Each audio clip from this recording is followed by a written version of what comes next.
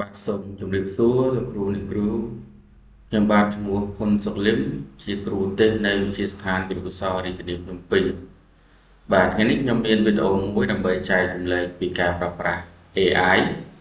ដែលយើងស្គាល់ពីច្រើនគឺ ChatGPT បាទអញ្ចឹងខ្ញុំនឹងបង្ហាញ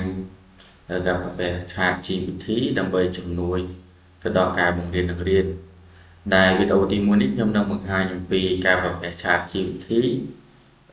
ក្នុងការទាញយកសិលកិច្ចការពិសោធន៍សម្រាប់មុខវិជ្ជាវិទ្យាសាស្ត្របាទអញ្ចឹងយើងចូលទៅ Google Chrome បាទហើយយើងវាយពាក្យថា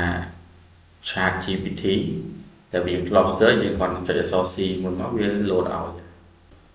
បាទហើយនៅពេលដែល ChatGPT ដែលយើងបង្កើតគណនីហើយឬក៏ account ហើយគឺវានឹង load ឈ្មោះយន្តនេះ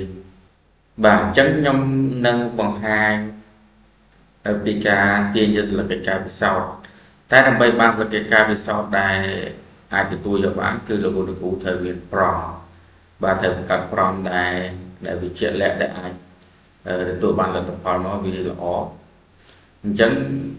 នេះគឺជាឯកសារដែលខ្ញុំបានធ្វើវាឡើងសម្រាប់ការប្រើប្រាស់ ChatGPT នេះហើយខ្ញុំសូមលើកយកតែចំណុចមួយសិនទេគឺទាក់ទងទៅនឹងការបង្កើតសិលកិច្ចការពិសោធន៍បាទនេះអញ្ចឹងនេះគឺជា prompt ដែលខ្ញុំបានសរសេរនេះសរសេរទុកបាទតែខ្ញុំ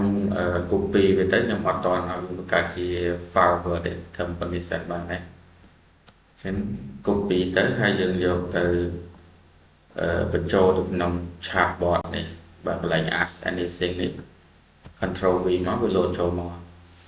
បាទអញ្ចឹងយើងចុចបញ្ជូនទៅ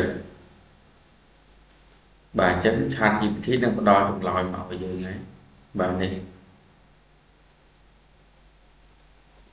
បាទអញ្ចឹងគឺវាផ្ដល់ជាគំនិតសម្រាប់លោកគ្រូអ្នកគ្រូពេលខ្លះយើងគិតអត់ចេញថាតើយើងគួរសួរសំណួរបែបម៉េចហើយនឹងរៀបចំការវិសោធន៍នឹងបែបម៉េចបាទអញ្ចឹងដល់ពេលយើងអាចសួរ ChatGPT ទៅគឺវានឹងផ្ដល់ឲ្យយើងបាទអញ្ចឹងឃើញថាលទ្ធផលទទួលបានមានstep by step ដោយសារខ្ញុំឲ្យការ step by step ហើយតទៅនឹងការរៀបចំវិសោធន៍មួយអំពីច្បាប់ Faraday ដោយប្រើប្រាស់វិធីវិទ្យាសាស្ត្រសម្រាប់ផ្នែក12ហើយរយៈពេលគឺ50នាទីអញ្ចឹងវាបង្កើតឲ្យហើយបាទមានទាំង objective មានទាំង step by step procedure ហ្នឹងដំណើរការតាមលំដាប់ដោយហ្នឹងបាទតើសកម្មភាពគ្រូធ្វើអីបាទការបង្កើតសមត្ថកម្មហើយតម្រូវការសម្ភារៈបាទ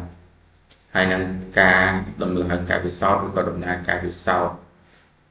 បាទអញ្ចឹងគឺមានទាំងអស់ដែលលោកគ្រូអាចយកជាគំនិតនៅក្នុងការ